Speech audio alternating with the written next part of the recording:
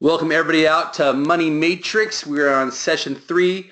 Today's going to be honestly one of the most important things I will ever teach you. Of all the things that I have learned, of all the speeches that I have given, I can honestly tell you I don't think anything is more important than what we're going to talk about today. Last week with Levi McPherson, we talked about that three-legged stool. So if you want to change your process to change your outcome, there's 3 categories: your beliefs, your habits, and your strategies. Today I want to talk about our beliefs. That one thing that truly is the filter in the way we see the whole world. Whether you think you can or you think you can't, you are right, as Henry Ford once said. And as you look at your life, you have to ask yourself, what do you truly believe in yourself? What do you believe your true abilities really are? One day, Ferruccio the farmer, he grew up. He was during the war, World War II. He was taken and he had to work in a prisoner war camp, and he worked on converting old tanks to tractors. When he got back to his hometown, he thought, you know what? I want to build myself some tractors. So he became a very successful tractor builder. Ended up owning an air conditioning company and started getting into cars. So he bought himself a Ferrari. But he kept having clutch problems with his Ferrari. And he didn't think the amount of money that he spent, he should have those problems. So he then went and met with Enzo Ferrari, or he actually tried to meet with Enzo Ferrari, and Enzo wouldn't meet with him. He was so frustrated and so angry that Enzo wouldn't meet with him, he thought, you know what? I'm going to tear this Ferrari apart. I'm going to see how it's built. Looking at the clutch system, he realized it was the same as the clutches on his tractors. So he took a clutch from his tractor, put it in his Ferrari, never had the problem again. And then he thought to himself, well, shoot, I can make an exotic car. So Ferruccio Lamborghini started building his own cars called Lamborghini, of course. He built tractors and Lamborghinis. And to this day, Lamborghinis are one of the sexiest, hottest cars on the market. So what allowed him to do that? It was his belief system. What he thought he could do. What was in his mindset that allowed him to believe in himself enough to go against Ferrari. I mean, that's like today taking on Google. But he knew that he could build something. He had a knowledge of his own ability. So where do our beliefs actually come from? Our beliefs are tied to what are called our associations. Your association is like a link. So the definition of association, something linked in memory or imagination to a thing or a person.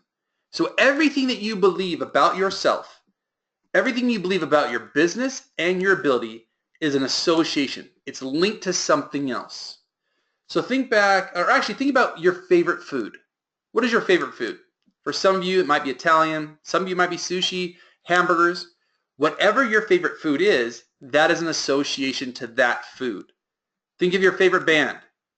Now go back to the 80s if you're alive and working back then. What was your favorite band of the 80s? Do you still listen to it now? If not, it's called a reassociation. So we have these beliefs, and our behavior does not change. We stay in that same belief pattern. A lot of times, or you've heard me say that the only difference between a rut and a grave is the depth of the hole. So we stay in this belief cycle over and over and over again, and they're links, and they're strong, and the longer you've had that belief, the bigger that chain is, the stronger that association is. So to change your behavior, to change your belief, you have to create a reassociation. You have to relabel what something believes or what something means to you. Now you're already a master of reassociation. Let's say you're asleep at night, laying in bed. You hear a thud in the middle of the night. I don't care if you're a grown man or a grown woman, you are scared to death. You muster up enough courage, you look out the window, and all of a sudden you see a dog going through your garbage can. Your mind instantly relabels what the noise was, so it creates a new association to the noise. You go back to sleep like it's no big deal. If you look out your window and you see shards of glass on your patio furniture and on the concrete floor, instantly that association gets heightened, that fear, that belief, oh, there's an intruder in my home. They may or may not be. It could have been a kid with a BB gun. But whatever your belief is, your passion, your heart, your fear follows.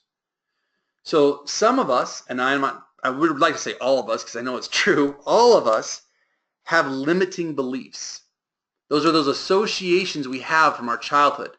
whether your parent told you you were stupid, whether your abusive father or mother told you you weren't good enough, a school teacher. I remember Mrs. Dede in the first grade told me that I couldn't read because I missed a word. She said the word in my young brain. I thought, oh gosh, she said it. Why would I say it? So I just kept going. She did it 3 or 4 times, and she finally said to me, you know what? You need to stay in during recess and read with Tom. Now everyone knew Tom was the dumb kid in class. So at that point, a new association, a new belief, a new link in my brain said, I can't read. So the rest of my elementary, middle school, and high school career, I decided I couldn't read. Well, when you can't read and you don't learn how to read, what happens is you get very restless. So you start to make mistakes in school. And I got kicked out of 2 middle schools. Then I went to high school, and I ended up dropping out of high school. I didn't learn to read until I was 19 years old. When I finally got to college, and a community college, and I realized there's no way I could keep up with these people. So I hired a tutor. That tutor taught me the basics of reading. That was a reassociation. As soon as my behavior and my belief changed, my entire life changed. So now I'm a ferocious reader. I read a book almost every day, if not a couple a week for sure. And I've done that the last 20 years of my life. So these beliefs that you have in yourself, they are ironclad. And until you create that reassociation, until you look out of the window of your life and see a dog instead of an intruder, you will sustain and maintain that belief. So if you will allow me, I'm going to go into a very personal story. It's my life story. Now, I've shared it before from stage, but I'm going to share it in a lot more detail because I want to show you the value of a belief. I spent about 4 hours on Saturday, 2 hours this morning on this speech, and literally sat with a box of tissues the entire time. So I'm going to apologize in advance if this grown man tends to cry a little bit because it was gut-wrenching to relive some of these experiences. Your knowledge equals your confidence. The more belief you have in something, the stronger your confidence is. You cannot have confidence in something you know nothing about. You have to have knowledge to have confidence. You can be prideful. You can be egotistical. You can be chauvinistic. You can pretend to know something. So I want you, as I'm telling my story, I want you to think about your life. What is your knowledge? Where does your confidence come from? When my wife and I first got married, we met on a Wednesday. We went out Friday and Saturday, and I proposed on Sunday. And this July will be 22 years of marriage. So we've always lived very spontaneously. And I, took some of the worst advice I was ever given when I first got married because I've been self-employed since I was 16. And I had this advice of, you need to get a quote-unquote real job. So I started to go to work for a company, got paid $7.50 an hour being a screen printer in a print shop, thinking I was providing for my family at $7.50 an hour. And then spontaneously, I quit my job and I said, you know what? No, this doesn't work. But I didn't tell my wife, and I didn't know what to tell my wife. This is my wife. I haven't known her for very long at all. I don't know what to tell her. And I remember just driving around the city and thinking, how do I convince or tell my wife that I quit my job and this is a good idea?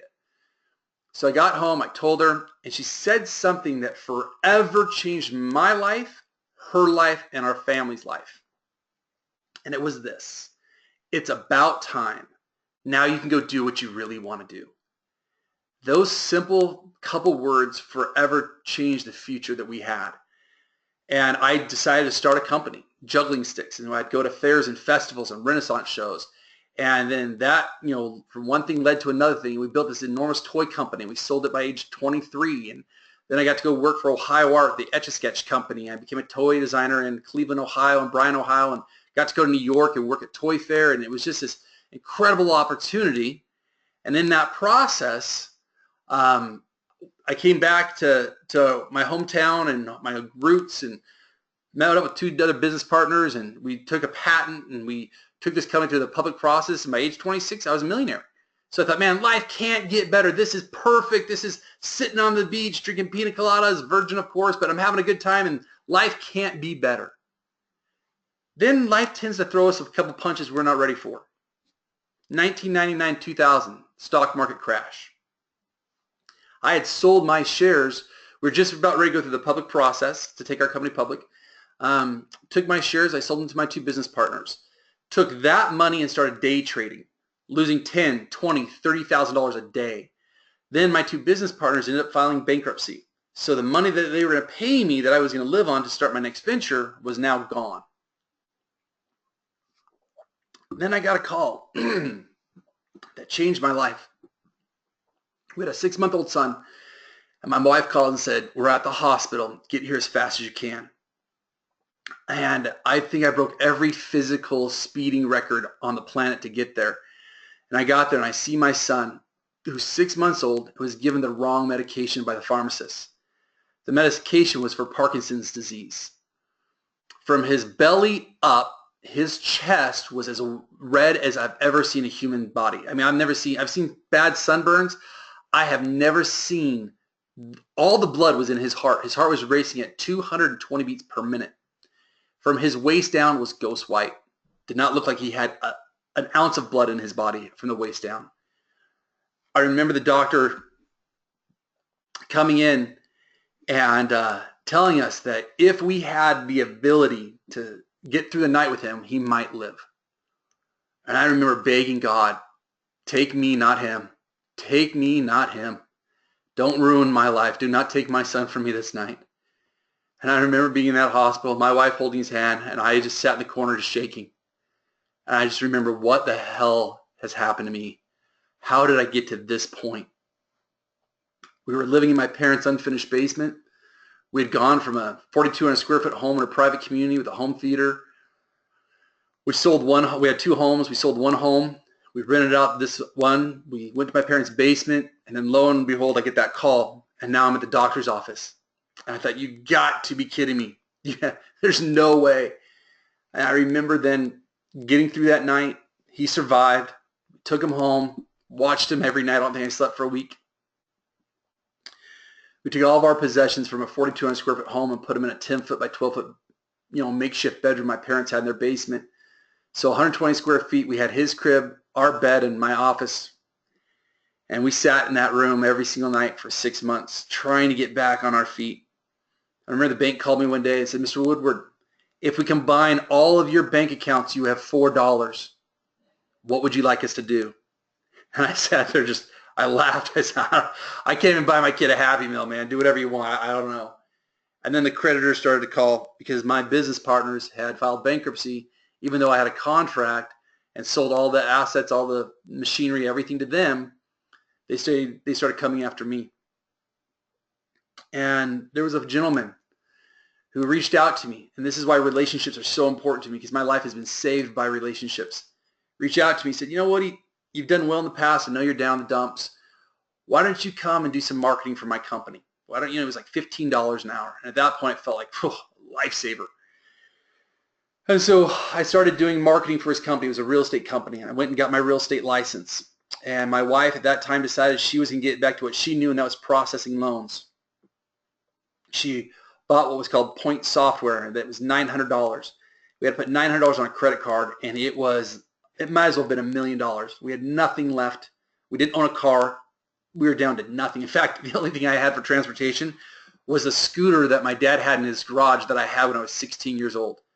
Here I am, 26, 27 years old, went to being a millionaire to being completely broke, driving the same scooter I did when I was 16. And then my high school reunion, 10-year anniversary comes around, and I had to borrow some frequent flyer miles to get there, and it was painful. Oh my gosh, it was so painful. So we started processing loans, realizing that the mortgage broker was the one who actually made the most money. My wife was processing. She was doing the loans for, $350, $450 a file, but the broker's making $5,000, $7,000, $8,000. And I turned to my wife and said, is this real? Like, why is he making that much money? And she said very simply, he brought the loan. I said, what do you mean he brought the loan? Well, he originated the loan. He found the loan. I said, you mean to tell me if I find the loans, then we're going to make that kind of money? She's like, yeah. So that day I literally drove down to City Hall, signed up to become a mortgage broker. This is obviously before 2008. And I'll be honest, it's me and about a million other guys who caused 2008 because it was the wild frontier, man. You could just sign up, be a mortgage broker. That day we went out and started generating loans, and The first month we did about $7,500. Moved out of our parents' basement, went back to living in our home. It was a new day for us. Things felt incredible. We felt inspired. We went from $7,500 a month to 15 grand to 20, 30 grand. I thought, let's expand. Let's take this business on the road. Let's go to a higher level. So doing this real estate mortgage business, we then ended up going to Southern California, home of Disneyland, man, my favorite place on the planet. And we sat and we built the mortgage company in 7 states. Things could not have been better. We were doing $30 million a year in transactions. We did over $100 million in real estate deals. We were buying and flipping homes, netting 100 grand in profit per home. I mean, this thing was a cash cow in 2003, 4, and 5. And in that moment, I knew that it looked just like the dot-com bomb of 99 and 2000. So we sold that company at the right time, and I started writing books. I wrote Millionaire Dropouts, the inspiring stories of the world's greatest failures. Started writing other books, helping people write books, owned a publishing company. I mean, we were just rolling in it. I mean, things were fantastic. We couldn't have complained. We loved it. Started traveling a lot, started seeing the world. Then we ended up buying our dream cars. At one time, I had $500,000 in cars in my garage. And it was my dream, everything I ever wanted. We would go to the racetrack and race the exotic cars. I mean, you could not have made it better. I had the ability to buy my wife her favorite SUV, her dream car, put a big red bow on it. It was a Lexus. Took her down there on her birthday. And man, it was just truly like a life-saving, amazing, I couldn't imagine a better world. And then I have this thought. And I want you guys to write this down. This is one of the most important questions you can ever ask yourself. So if you want to create a reassociation, if you want to change your behavior, you have to do a reassociation first. One of the fastest ways to create a reassociation is ask yourself questions. So the question I ask myself is, what is the craziest thing I can do for my business right now? I thought, well, gosh, I mean, I've written books, I've given speeches, I've got clients, I developed Emotional Fingerprint. I worked with the United Nations. I've done this. I've done that. I thought what I really want to do is I want to make a movie. Now, I'm not qualified to make a movie. I've never made a movie, but I thought I'm going to make a movie. So lo and behold, I invested in making a movie. I hired a cinematographer. We bought camera equipment, computers, sounding boards. We would rent out. We would do all these different things to make a movie. During that time, I had this inspiration. You're going to need a lot of money to make a movie. So I went and got 37 credit cards. I had some cash reserves. Obviously, I had perfect credit to get 37 credit cards. And I turned to my wife and I said, okay, babe, we're going to invest this movie. I want to put 100 grand in. Are you in? And she just looked at me like this glazed face. She's like, I'm all in all the time.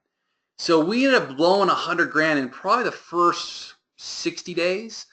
And that's where the credit cards came in, and I got some investors in the movie, and we budgeted up to about $1 million to make this movie a reality. And when you are in that mode, when you're pushing yourself and you're fighting for your dreams and you want it more than anything, you'll risk everything. I mean, those credit cards, I think the lowest was like 13 grand up to $120,000+. And I was spending every amount of money I could to make this movie a reality, my dreams, my passions. And then I wanted the song Freedom from George Michael. I ended up getting that song for the movie, and I thought, what about Hans Zimmer, the guy who does Pirates of the Caribbean? So we're licensing songs from, world-class people. We're getting B-roll, and we had this huge movie premiere, and it was phenomenal. And I thought, man, this is it, man. This is what life's about. It's going to lead me to where I want to be. The movie was called Biology. From that experience, I was able to have a larger platform for speaking. It came out the same time The Secret did, so in the personal development space, especially in Southern California, that was a huge thing. So I got to meet all my favorite people. I got to interview my heroes. I got to do other projects. I got to meet with Jack Canfield and Les Brown and interview them for another movie that I ended up doing. And Stephen Pierce, who's a world-renowned internet marketer, and about 50 other gentlemen and women. And there are those moments in your life where you think nothing's going to go wrong. Nothing possibly could change. Ended up buying my dream car. It was a Dodge Viper. And I actually had it custom built. We had 900 horses in it. 0 to 60 was 2.9 seconds. It was phenomenal. I mean, this thing was an absolute rocket. I mean, you would be at 100 miles an hour, not even shifting gears, and step on the gas, and it literally would turn sideways. I had to buy racing tires that were bald and sticky. They would only get about 4,000 miles on them versus 40,000 like a normal tire, because I needed that extra traction to keep it on the ground. This thing was unbelievable. And then 2009 happened, and I lost it. I paid cash for it originally, and then the housing market crashed. Our house in Southern California, which was our dream home at the time, lost 50% of its value in about 3 to 4 months. It was chaos. Things were going sideways. I was having a challenge getting clients. The movie we spent all the money on, people weren't buying it. We were traveling around the country doing movie premieres. And in 2009, we had our little princess. For 7 years, we tried to have a child, and we couldn't have a child. We had 2 boys. It took us 7 years, spent all the money we could on everything you can imagine to get her. And when we have her, she's taken from my wife and I, put in a helicopter, and flown to San Diego to the Children's Hospital, and sat in the NICU for a week to the tune of $60,000. At this point, I didn't have $6,000. And I remember sitting there, my wife, who had a C-section and didn't get to see her baby, was in the hospital, and she'd hear babies crying all night long, but she couldn't hold her little girl. And I would drive back and forth from Temecula, California to San Diego every day, multiple times a day, to check on the little girl and check on my sweetheart. And one thing led to another. I got this opportunity to get a book deal. The movie had gotten some traction. We had it translated into 2 different languages, French and German, and so there was a demand for a book. Now we're in the heart of the recession, and I had to fly to New York, and I had no money. Had to borrow frequent flyer miles again to get to New York. And I remember having appointments with Simon & Schuster and Warner Books and Wiley & Son, and I remember being in the taxi cab. And if you've never been to New York, it works like this. You've got 7-Elevens and Starbucks on the corners and banks. Every single bank was on the corner. All 37 banks that I owed money to, I passed multiple of their banks to these appointments. But yet I still had to have the belief that I deserved to be there. I still had to have the mindset that I deserved to be there. And that's the part I really want you guys to understand. Knowing your brain and understanding how your brain processes information, it travels at 268 miles per hour, and that's traveling millimeters. You have got to have faith in who you are. You have to have knowledge in your own ability. And I remember just sinking in the back of that yellow cab, further and further down those plastic seats, just thinking, oh, if these banks only knew. If they only knew I was in their city, they'd be coming and taking me off to jail. I'm sure of it, because I couldn't pay them. I couldn't make the payments. When the bills would come in the mail, I literally quit opening them, and I just put them in a shoebox. And when that shoebox got too big, I would just dump it in the garbage because I couldn't pay it. I had reserves. I've always lived with a large cash reserve since 1999 because of that dot-com bomb. And we've always had a couple years in savings. But when 2008 hit, and we had leveraged ourselves so much for this movie and projects we were doing, and I spent the money, and we borrowed money against our cars to live, and then the cars were taken. And in that moment, I got a 6-figure book deal. This is 2009 and 10 at this point, and nobody was getting book deals, and I got a 6-figure book deal. It was unbelievable. I thought, I am safe, I'm fine, I won't miss a payment, it'll be okay. And then they didn't pay me for 18 months. And I had to write that book. It was called Your Emotional Fingerprint. And in that book, I'm having to write about mindset. I'm having to write about how to be successful and how to succeed. And I'm in the middle of the worst tragic economic and financial situation. My family's falling apart. My daughter's in the hospital. And I'm required to write this book, because if I don't write that book, we're not getting paid. One day, we were sitting outside. About 6 months later, my wife was healing herself. The little baby was healing herself. My 2 boys were doing better. And we're washing the car. It's November. It's Southern California. It was sunny outside. I love to wash cars. And this big dually truck pulls up. Big old truck with a trailer on it. And I thought, oh, man, they're here for the car. 5 enormous guys get out. Now I'm 6'1", and I'm not intimidated by much, but in that moment, I was intimidated. Fortunately, only one guy walked up to me and said, "Hey, I'm here for your car." I said, "I know. I understand." I said, "Do you mind if I just clean out the inside and drive it around the corner and I'll just let you take it?" He's like, "Yeah, man, no problem. I totally understand." So I'm going through it, and I find underneath one of the seats, the passenger seat, a pink little cup. It was my princess's little cup. And I broke down crying, and I thought, how do I explain to her when she's older that we lost it? We lost the car. I lost my dream car. I've got no transportation. This reminds me of 1999, 2000 all over again. I must not have learned my lesson. I must not be as successful as I once thought I was. I must not be as good as I thought I was. Finally, I take that little cup, I put it in my pocket, drive around the corner, park the car, and I walk back home. As I'm walking back, talking to my wife, my kids were all outside, another car pulls up and a guy gets out with a camera. Now this was Southern California in 2010, and everybody was destroying their property. On my street, 7 out of 10 homes were in foreclosure. People would take sledgehammers to toilets and marble countertops because they were so bitter and so angry. So I thought, this guy's here for insurance purpose. He's trying to make sure I didn't trash the car.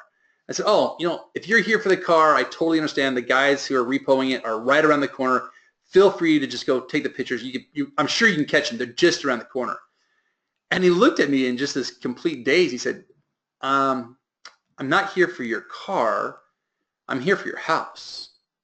And it hit me. I'm like, "Oh, yeah. Haven't paid that mortgage payment either." I'd send in a couple $100s at a time just trying to keep it afloat. He said, "I need to put this foreclosure notice on your door and take a picture. You need to be out by December 17th. I said, "Okay." I ran inside, logged into wellsfargo.com to see where I was financially. And every account that I had, and I believe I had 8 accounts with them, every account I had was at zero. What you do not know or may not know is when you fill out an application or a bank app for deposits, it says, if you go 32 days past due, we have the legal right to liquidate all of your assets to pay us back. So this is also why banks want you to have your business loan with them, your house loan with them, every loan with them, so that they can liquidate your funds. So all 3 kids' college accounts were zeroed. Our retirement account was zeroed. Our checking account, our savings account is zeroed. My business savings, business checking, zero.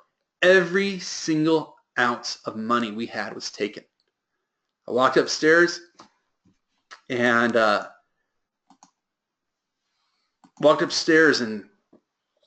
went to the little shoebox. I had some spare change, some little bit of money in there. I counted up how much we had, figured how many days we could live. Walked downstairs, went outside. My wife's talking to this gentleman. My kids are there in complete awe. I said, "Here's the deal. We're going to go to Lucille's. It's a barbecue restaurant, and we're going to go and we're going to have steak. We're going to have the biggest steak you have ever had, and you are going to eat that steak, and you're going to enjoy that steak because it might be the last time you ever have protein for a very long time. And I want you to get a T-bone, and I want you, when you are hungry, put that T-bone underneath your pillow and you suck on that thing for some protein because it's going to be peanut butter and jelly sandwiches for a very, very long time." And they looked at me in complete awe, like, "What are you talking about?" I said, "Here's the deal. When Thomas Edison," and my son Hunter, his middle name is Edison. I said, "When Thomas Edison's factory was burning to the ground, his son woke him up and said, Dad, we've got to put out the fire. Get to the fire brigade. We've got to put out the fire." And he said, No, let it burn." I said, "No, Dad, you're asleep. Wake up. You've got to get everyone together. We've got to put out that fire." He said, "Son, let it burn to the ground." And now his son is just like, my dad's losing his mind, shaking him. "Dad, get out of bed right now. We have got to get the fire brigade. We have got to save your inventions." He said, "No, let it burn to the ground, because when it burns to the ground, it burns all of our mistakes too. We'll build new tomorrow." And I remember telling my kids in that driveway, we will never be this broke again. We physically couldn't be this broke again because we'll never be given credit again. There's no way we could ever be this broke again. We're going to go celebrate because tomorrow we're going to build anew. And I remember having that meal and savoring every last bite.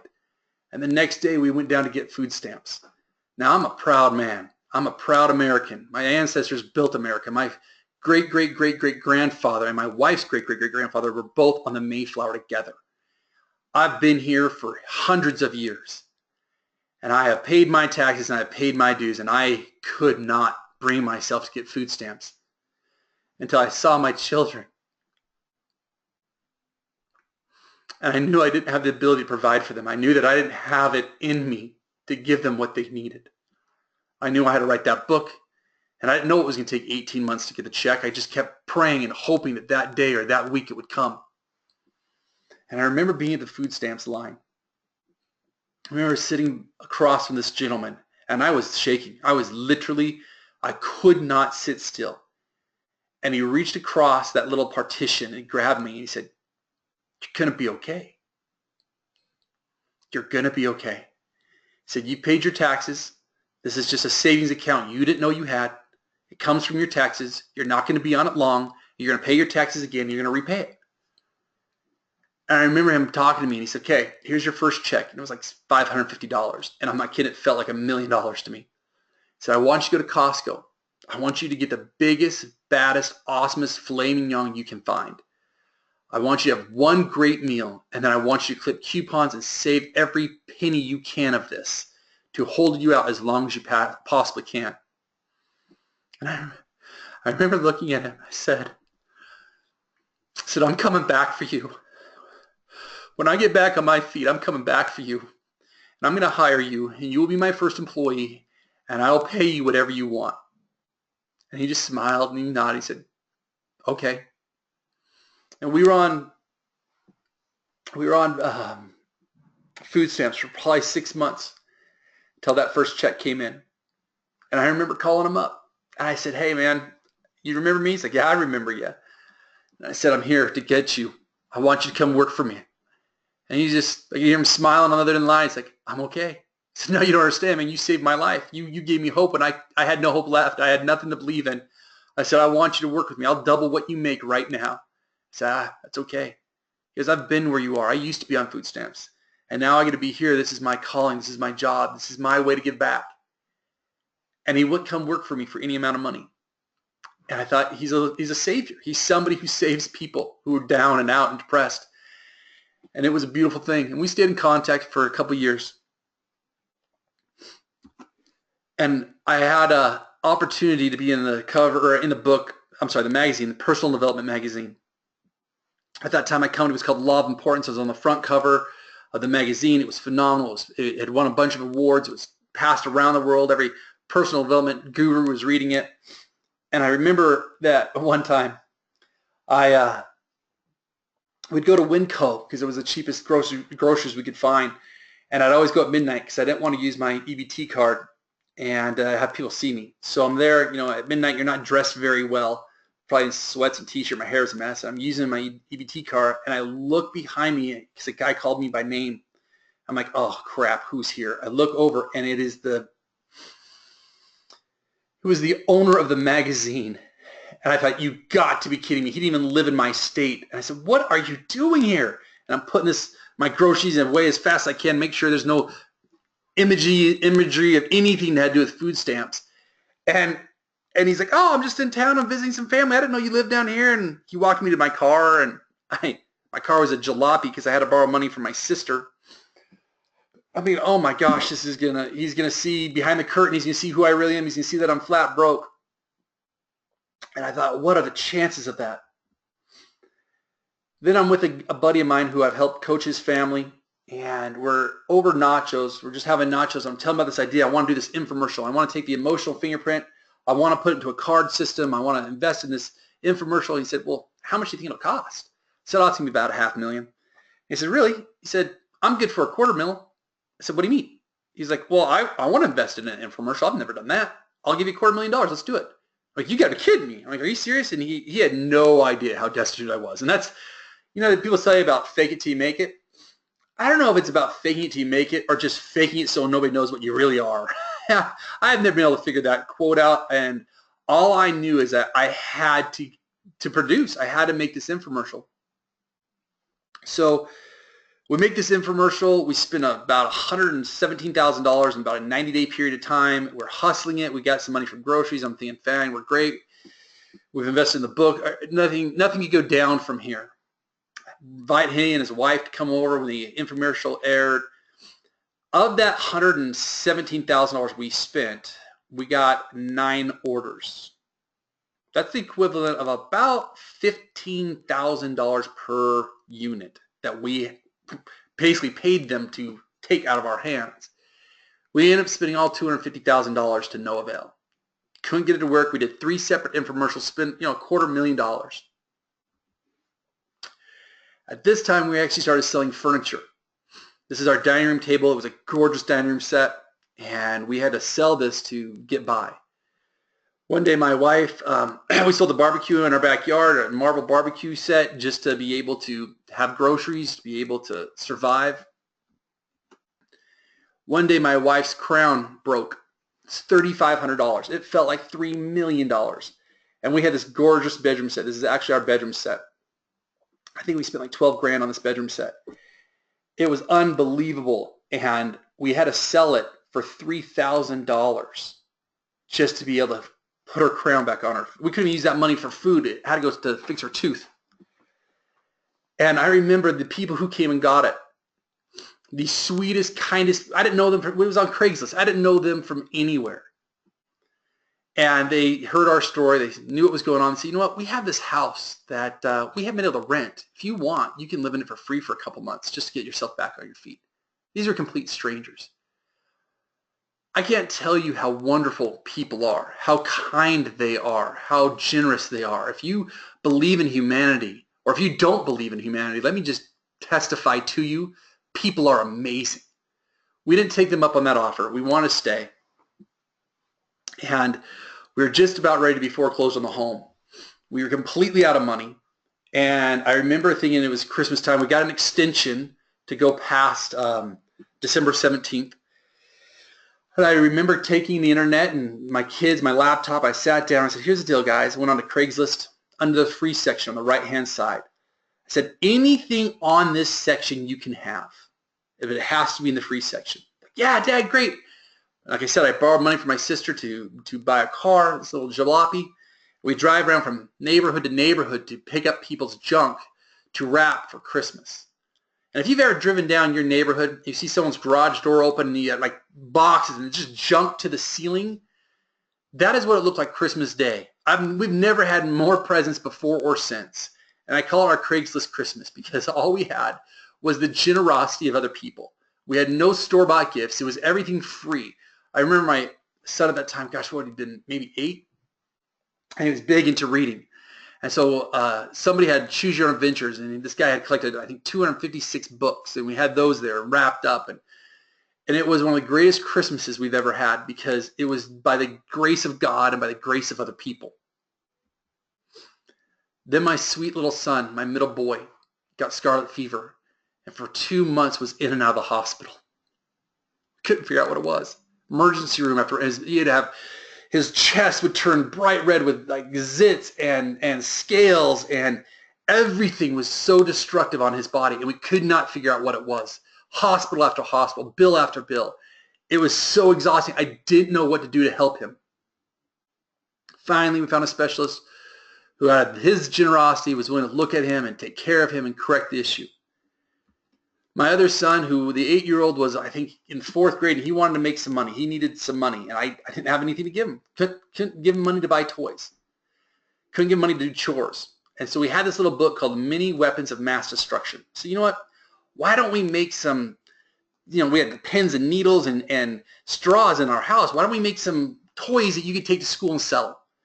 So this little 4th grader made $100 one week until he got suspended for selling weapons at school. And we had to have a parent-teacher conference with the principal. I had never been more proud of my son in my life when he made $100 as a 4th grader selling these little straws at a buck a piece with needles. But the problem is kids were shooting each other in the playground. I got busted for it. My kid got suspended. But I was so proud of him, we went and took him out for pizza because I thought he deserves it. Then I was able to find my first client in months. But she lived in Newport Coast, California. If you're not familiar with that, the average selling price for Newport Coast is $20 million. Her house was $25 million. I remember one time having to go through the the couch to find change to put enough gas in this car to get to her appointment. Here I am. I would park my car down below, walk up this huge hill into her gate, into her house, and coach her. And I had to realize and believe in myself enough that I deserved to be there, that I had the right to be there, that I belonged in this mansion to coach her, that I was worthy of it. And it had to be off my belief system, my confidence, my knowledge. And one time I got to the point I was too exhausted. I was done. I was ready to give up. And I've always officed out of my home so I could be by my family. And I walked downstairs. I turned to my wife. I said, I give up. I don't have it in me anymore. I'm done. And I said, you need to tell me. Either we stay in California and we fight, or we move back to live with my parents and just start over. And she said something to me I will never forget. She said, we fight. We fight. We don't back down. We don't quit. We don't give up. We don't stop. We fight. It's okay. If that's the case, I have to go to a movie. I can't sit in this house one more day. I got to go to a movie. And I went and I saw the movie Secretariat by Disney. And I remember being in that movie bawling my eyes out, watching this horse, watching this owner sacrifice everything she had for her dream. And if you have not watched that movie, that is your homework assignment for this week. Buy it on iTunes, watch it, rent it, I don't care, but you watch that movie. That movie changed the way I saw the world. That movie changed the way I believed in myself. That if one human being can do it, then any one of us can do it. I believe in the impossible, that it is actually very rarely impossible. You look at a Rubik's Cube, and a Rubik's Cube has 43 quintillion options. And the actual number I found is on the screen. But there are 7 simple algorithms to solve that Rubik's Cube.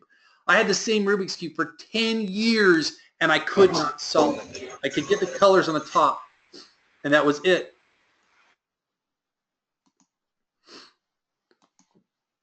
And I learned on YouTube how to solve it, these 7 algorithms. And I thought for this speech today that there are 7 algorithms to basically hijacking your mind, to challenge your beliefs. The first one is truth versus belief. 6 months ago, a year ago now, I was sick. I was laying in bed for 5 days, and I told my wife, I'm exhausted. I don't want to do what I do anymore. I just can't keep up with this.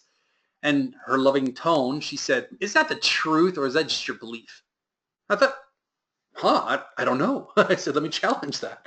Let me read this. Let me go down that, down that rabbit hole. Let's figure it out.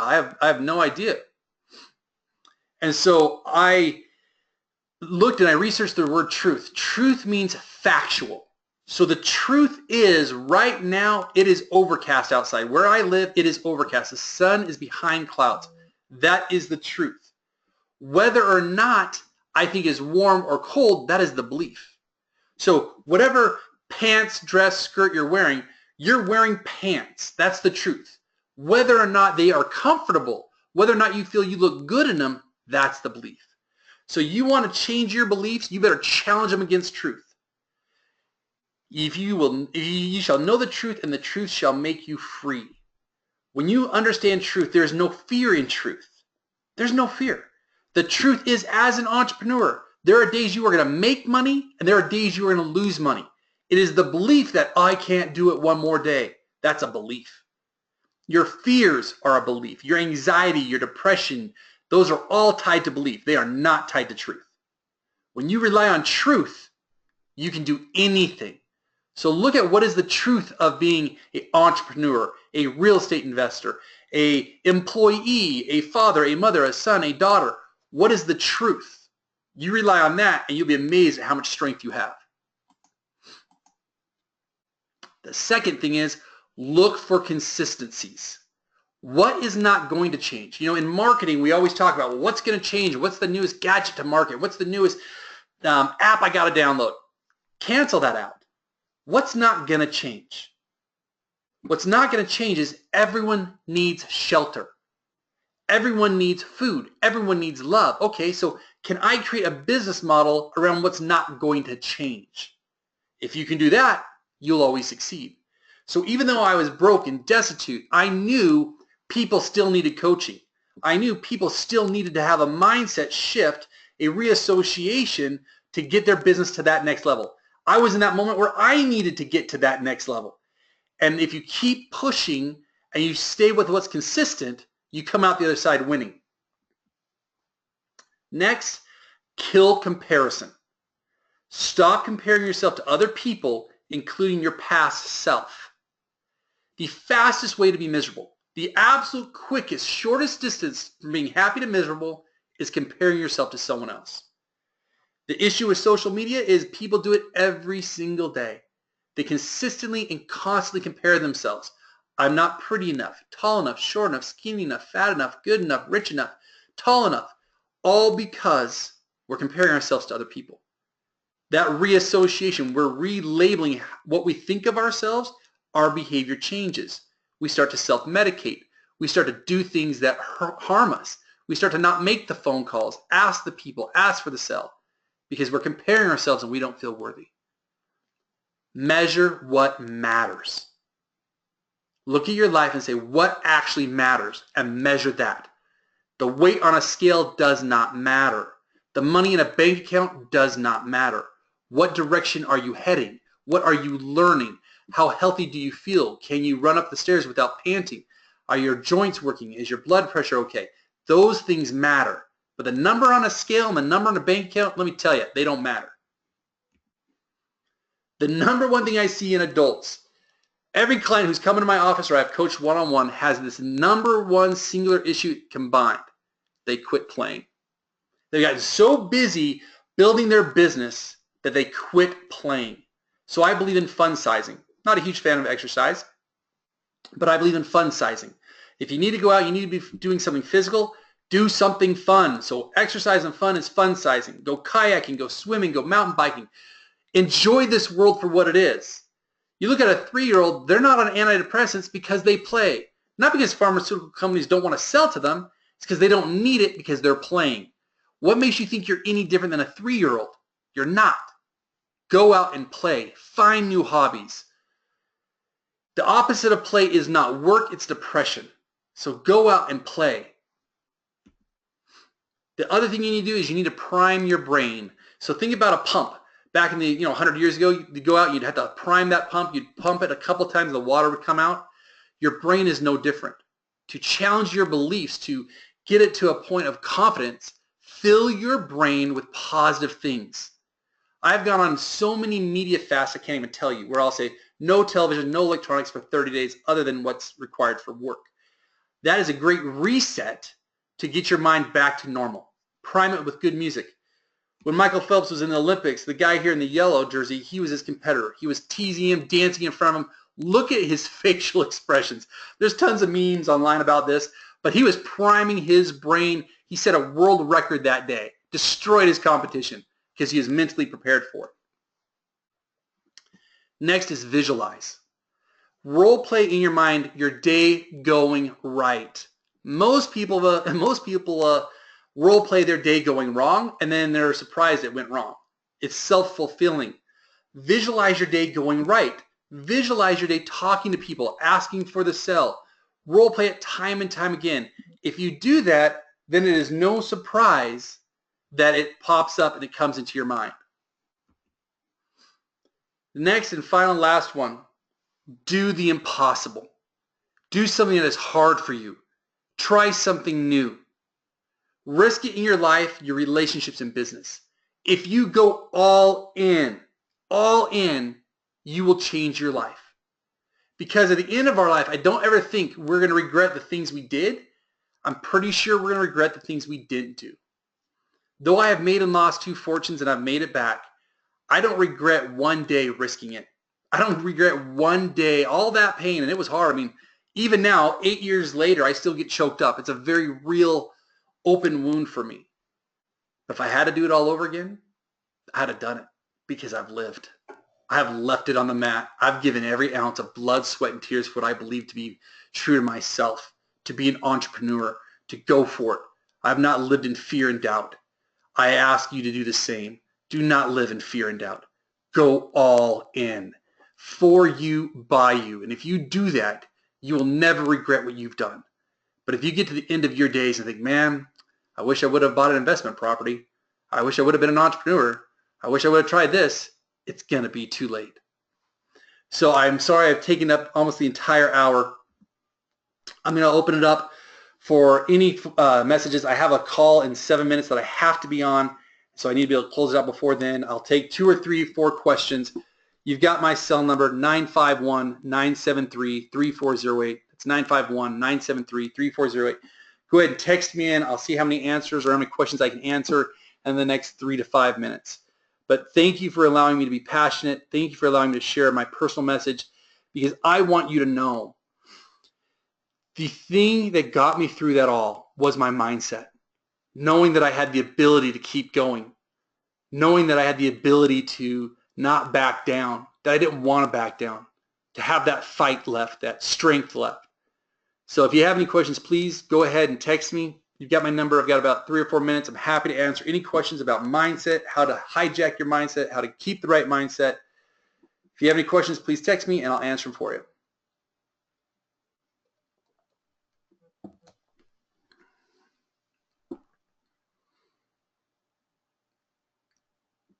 Thank you guys. I'm getting a lot of thank yous. I appreciate that. It's very kind of you. I just want you to know that you can do it. I swear, man, if there's anything I can tell anybody, you can do it. Don't back down. Don't be afraid of your fear. Don't, come on. Let's just live. Let's be in our 50s, 60s, 70s at the old folks' home hanging out on our beaches that we own because we risked it all, and we just did it, man. Let's go all in. Let's take it to another level. Back to that 3-legged stool, you've got belief, habits, and you've got strategy. Next week, I'm actually going to be out of the country. I will not be here to do a live call. I'm going to record one on habits, and I'm going to email it to you. So I do apologize. Next week, we will not have a live call. I will email you on Sunday before I go out of country, and it will be a recording because I want us to be able to cover all 3 areas of changing the process and changing the outcome. Today was beliefs. Next week's will be habits. That 3rd week will be strategies. That's where we'll talk about the thumb drive that I gave you and all the different social media things you can do. I've got a lot of great questions, you guys. Let me read a few of these. Can you get a copy of these slides? Yes. In fact, this is the only slide, the only speech I'm actually going to make public. If it is of any value to you, to your team, to replay it, I will absolutely give you permission to do that. All the other ones are private. This is a private mastermind. And I'm not saying that because I want people to know my story. You know me. That's not what I care about. What I want other people who didn't have the money, couldn't invest in themselves to be in this, I want them to know that their beliefs can get them out. That they change their beliefs, they change their process, they will change their outcome. So I will send you that link to be able to do that.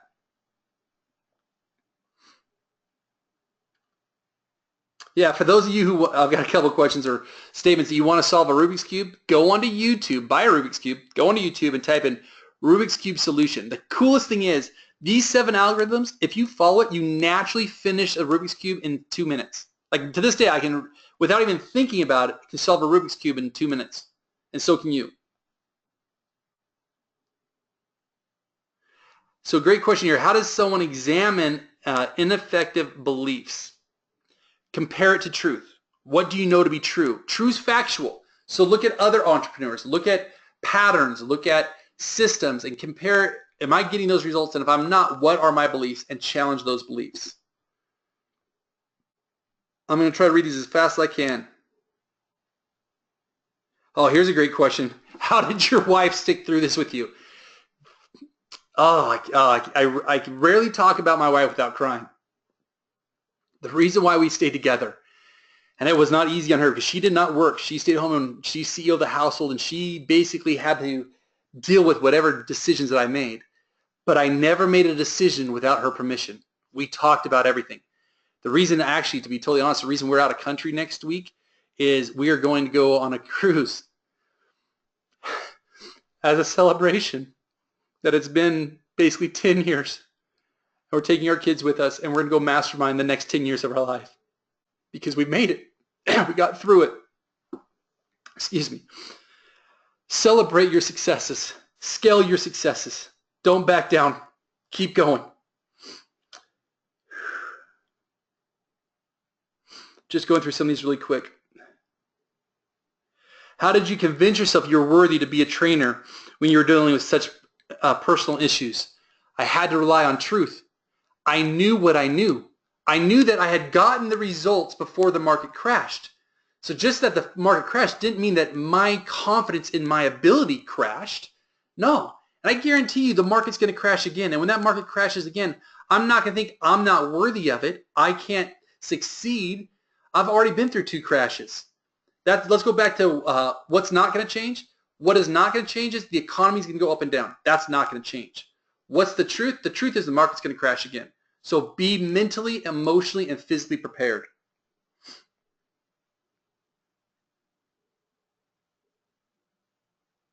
Some of you are saying that you feel like you failed. You feel like your community isn't there for you. You need to be you. You need to be all you. The reason why I love to say we're all a hot mess is because we are. Every one of us is a hot mess, and it's okay. Just be a hot mess out loud. Be who you are at the highest level you can be, and never flinch, never back down, never quit, never stop.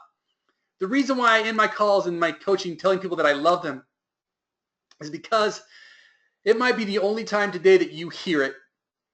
There are many times during my darkest days I just wanted someone to say, you're okay. I just wanted to hear someone say, I love you.